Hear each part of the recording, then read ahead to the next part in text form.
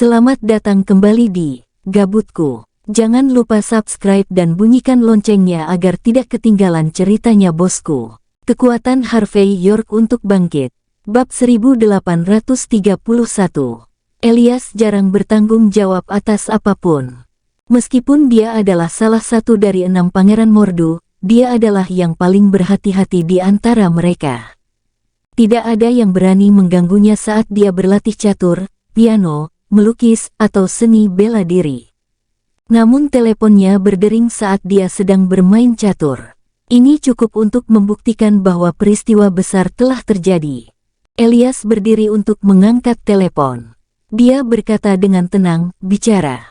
Mendengar nada Elias yang sedikit tidak puas, sekretaris di sisi lain telepon dengan cepat menjawab, "Pangeran, sesuatu yang buruk terjadi pada Direktur Jin, Larry Chambers, dan yang lainnya." Sementara mereka menyebabkan masalah Harvey di rumah sakit, Benjamin dan Yona Ling pergi ke sana. Akibatnya, Direktur Jin kehilangan posisinya, dan Tuan Chamber bahkan dijebloskan ke penjara. Hendian World Studios juga menghadapi bahaya yang tak terduga.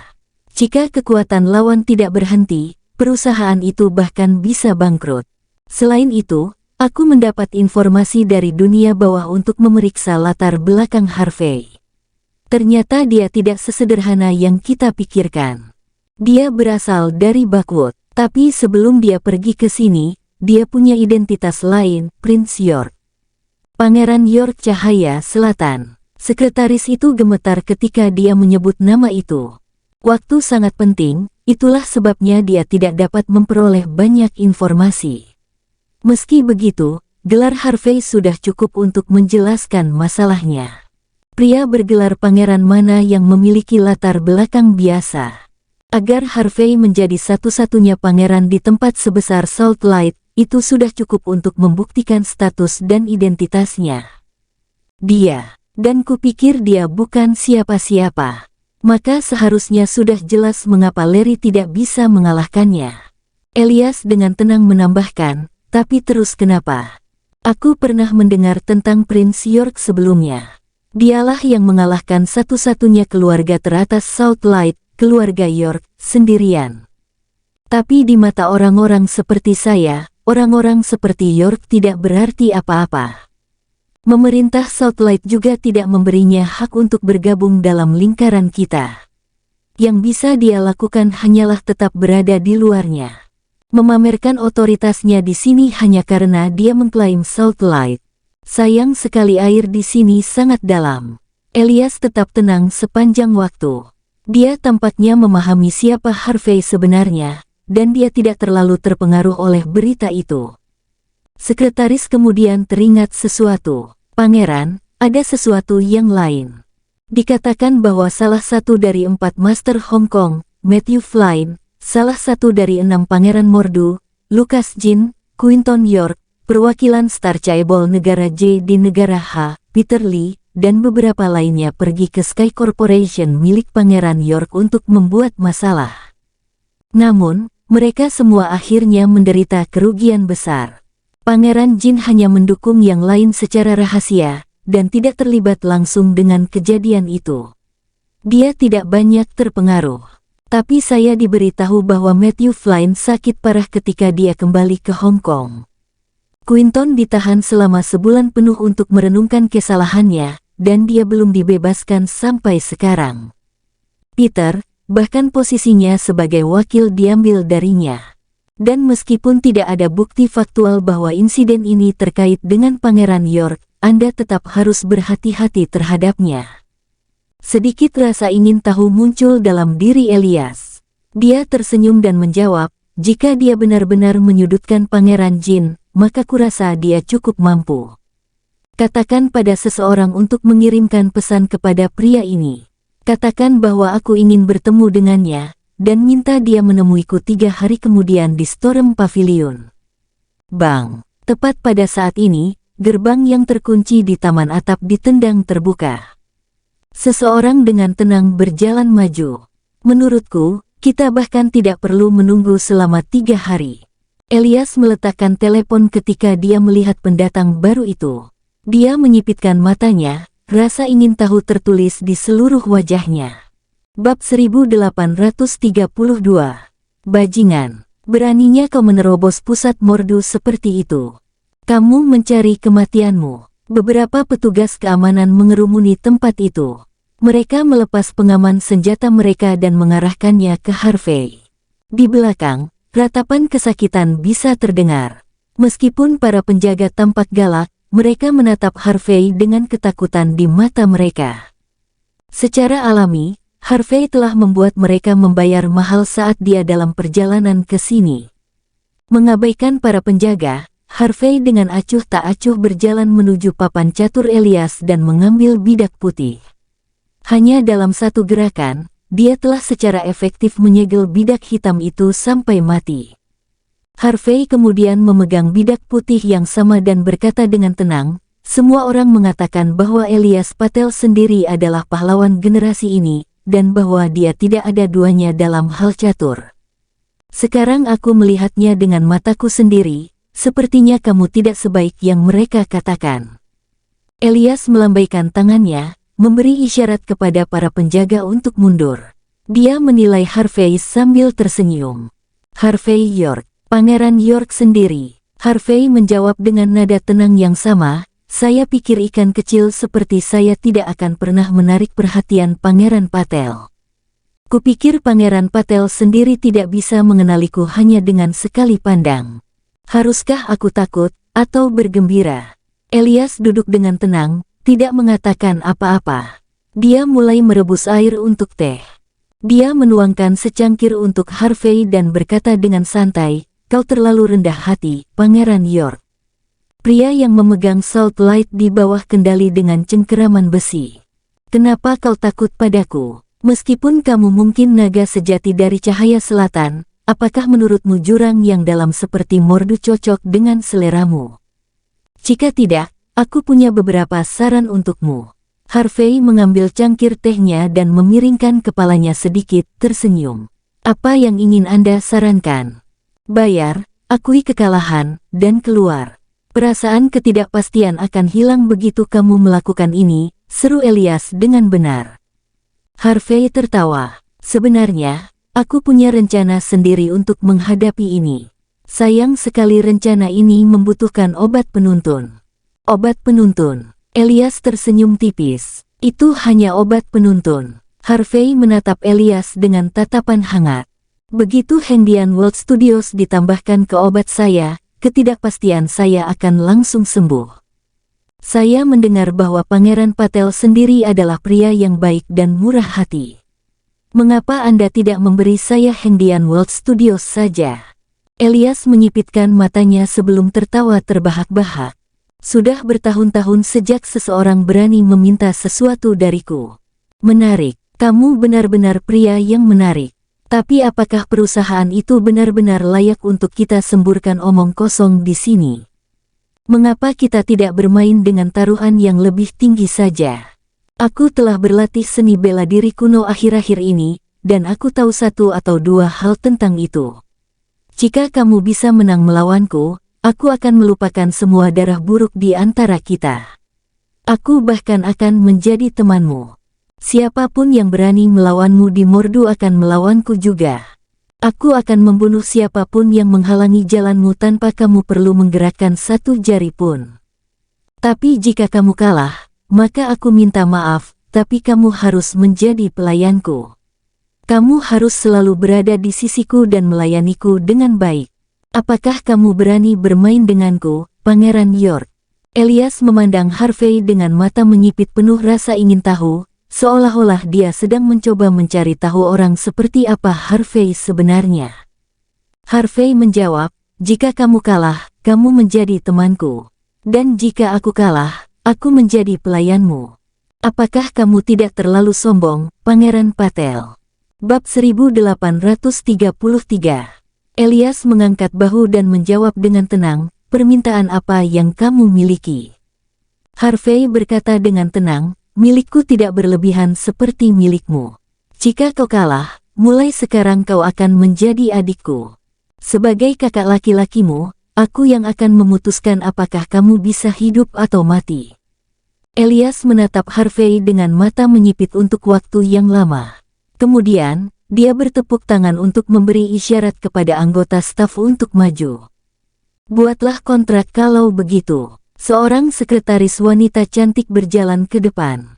Wajahnya kehilangan semua warna. Dia mulai membuat apa yang disebut kontrak serah terima. Ekspresi wajahnya berubah panik ketika dia membaca ketentuan kontrak. Dia tidak percaya apa yang dilihatnya. Salah satu dari 6 pangeran Mordu, Pangeran Patel sendiri, benar-benar bertaruh dengan orang dusun dari luar Mordu. Namun, bawahan seperti dia secara alami tidak memiliki kekuatan untuk menghentikan hal ini terjadi. Setelah kontrak dibuat, Elias langsung menandatangani kontrak dan membubuhkan cap tangannya tanpa repot-repot melihat isinya. Dengan lambaian tangan kanannya, kontrak itu kemudian diserahkan kepada Harvey. Harvey dengan tenang menuliskan namanya di kontrak dan melemparkannya kembali ke sekretaris. Dilihat dari identitas Elias dan Harvey, mereka pasti akan mematuhi ketentuan kontrak sejak mereka menandatanganinya. Jika tidak, mereka tidak akan memiliki kesempatan untuk menunjukkan wajah mereka masing-masing di lingkaran sosial masa depan. Setelah memasuki lapangan, Harvey bertanya dengan acuh tak acuh, "Adik Patel, apa yang akan kamu gunakan?" "Baja dingin, senjata api, gunakan apa saja, toh aku tak terkalahkan." Mendengar nama panggilan Harvey untuknya, mata Elias berkedut. Dia telah bertemu beberapa orang sombong dalam hidupnya. Tetapi bahkan dibandingkan dengan 5 pangeran Mordu lainnya, kesombongan Harvey tidak tertandingi. Mempertimbangkan sifat Elias, dia pasti akan bertarung dengan tangan kosong karena Harvey melakukan hal yang sama. Elias segera menerkam ke depan, mengarahkan jab lurus tepat ke wajah Harvey. Tubuhnya bergerak dengan kecepatan cahaya, tinjunya mengalir secepat bayangan. Pemandangan itu membuat penjaga keamanan yang menonton linglung. Tai Chi, minat Harvey terusik. Memikirkan seseorang benar-benar berlatih seni bela diri ninja seperti Tai Chi di zaman damai ini, kemampuan ini cukup untuk membuktikan kekuatan Elias. Tapi Harvey juga tidak punya niat untuk mendukung. Dia mengambil langkah maju dan melemparkan pukulan. Secara alami, dia juga memilih untuk melawan Elias secara langsung. Ledakan, kedua tinju bersilang, dan dampak pukulan mereka menyebabkan gelombang kejut yang keras. Harvey bergoyang sedikit, sambil tetap berdiri di tempat yang sama. Dia tidak mundur satu langkah pun. Namun, Elias terpaksa mundur 3 langkah penuh hanya untuk melepaskan kekuatan yang mendorongnya kembali. Pangeran York, tidak ada gunanya mencoba menjaga keseimbanganmu hanya demi harga dirimu. Seni bela diri digunakan untuk membunuh, dan bukan untuk pertunjukan. Jika kamu bahkan tidak bisa memahaminya, bagaimana kamu bisa menjadi lawanku? Elias beranggapan bahwa Harvey hanya berusaha membuat dirinya terlihat baik dan menjaga harga dirinya dengan cara pamer. Baginya, Harvey pasti berusaha keras untuk tidak batuk darah. Harvey tidak peduli untuk memberikan jawaban langsung dan berkata dengan tenang, "Aku sudah memberitahumu, Pangeran Patel. Aku tidak terkalahkan, jadi gunakan apapun yang kamu mau." Betapa sombongnya. Elias menunjukkan ibu jarinya kepada Harvey. "Aku telah menantang banyak yang disebut master seni bela diri kuno, tapi ini pertama kalinya aku melihat orang sombong sepertimu. Kalau begitu, aku tidak akan menahan diri." Elias maju selangkah, dan langsung muncul di depan Harvey. Dia mengayunkan kedua tinjunya ke wajah Harvey, menggunakannya seolah-olah itu adalah tombak panjang. Long Fist Tai Chi. Orang tua yang berlatih Tai Chi di taman melakukan 2 gerakan ini akan dianggap sangat lemah. Namun pada saat ini, Elias telah mengubah gerakan yang begitu lemah menjadi serangan yang sangat kuat. Bab 1834. Harvey akhirnya menjadi sedikit lebih serius setelah melihat kedua kepalan tangan langsung menuju ke arahnya. Dia masih berdiri diam, tapi dia berhasil menghindari gerakan pembunuh Elias hanya dengan mengayunkan kepalanya ke kiri dan ke kanan. Elias tampak tidak berubah, posisi tinjunya mengarah ke arah yang sama. Saat dia melakukan cloud step, kedua tinjunya berubah sudut secara drastis, mengarah lurus ke arah pelipis Harvey saat dia berada dalam jangkauan lengan. Harvey tetap tenang. Dia mundur setengah langkah dan nyaris menghindari serangan mematikan itu. Ledakan. Mengetahui bahwa dia lebih unggul, Elias tidak menunjukkan celah apapun. Kedua tinjunya terbang sekali lagi, kali ini, ke arah dada Harvey. Pergerakan itu tidak bisa dihindari. Jika pukulan itu mendarat, beberapa tulang di tulang rusuk Harvey pasti akan patah. Harvey bergerak, tapi dia tidak melakukan pukulan. Dia menekan tepat di ujung kepalan tangan Elias dengan tangan kanannya sebelum melangkah ke kiri. Bahkan setelah menghindari rentetan serangan dari Elias, Harvey tidak memulai serangan apapun. Di mata para penonton di sekitar, sepertinya Harvey tidak memiliki kesempatan untuk membalas karena dia selalu dirugikan. Penjaga keamanan Patel bersorak saat mereka menyaksikan pertarungan tersebut. Di mata mereka, Pangeran Elias tak tertandingi. Harvey tidak akan pernah bisa menjadi lawannya. Menarik, Elias tidak menunjukkan emosi, bahkan setelah berkali-kali melewatkan pukulannya. Dia menggerakkan tubuhnya lebih cepat dari sebelumnya. Pinggangnya akan bertindak sebagai busur, sedangkan tinjunya akan bertindak sebagai anak panah. Setiap pukulan membawa kekuatan 1000 matahari. Jika Elias hanya menguji air sebelumnya, dia serius sekarang. Serangannya semakin menggelitik minat Harvey. Harvey berdiri diam, sebelum berbalik dan melepaskan tendangan ganas. Tidak ada keterampilan yang terlibat dengan tendangan ini, itu hanya gerakan yang sederhana dan hambar. Namun pada saat ini, ekspresi Elias dengan panik berubah. Tendangan biasa Harvey mengarah ke satu-satunya titik lemahnya. Jika Elias terus melemparkan tinjunya, lupakan memukul Harvey, dia mungkin akan terlempar oleh tendangannya. Dia benar-benar terkejut. Tidak heran Pangeran York dari Salt Lake bisa menguasai Salt Lake dengan cengkeraman besi. Dengan gerakan seperti ini, dia sudah melampaui imajinasi terliar Elias. Selama abad pertengahan, hanya para jenderal yang menaklukkan medan perang yang dapat menunjukkan kehebatan seni bela diri kuno tersebut. Di zaman modern, pria serupa akan dianggap sebagai dewa perang. Sederhananya, bagi Elias, Harvey memiliki keterampilan yang setara dengan dewa perang. Meski kaget, dia dengan cepat mengubah gerakannya di udara. Tubuhnya berputar, dan dia melakukan tendangan yang sama. Bang! Kedua kaki bertabrakan, menyebabkan keduanya mundur beberapa langkah di saat berikutnya. Levelnya setara dengan dewa perang. Sangat jarang melihat orang sepertimu di dunia ini. Sayang sekali aku berada di level yang sama. Elias sekarang menunjukkan kekagumannya pada Harvey. Dia mengangkat kedua tangannya, di saat berikutnya, aura ledakan muncul tiba-tiba, seperti tsunami yang menerjang dengan dahsyat. Tidak ada yang mengharapkan Elias memiliki kekuatan seperti itu bersamanya. Staf wanita di sekitar taman langsung tergila-gila, sementara penjaga keamanan sangat malu dengan kekuatan mereka sendiri.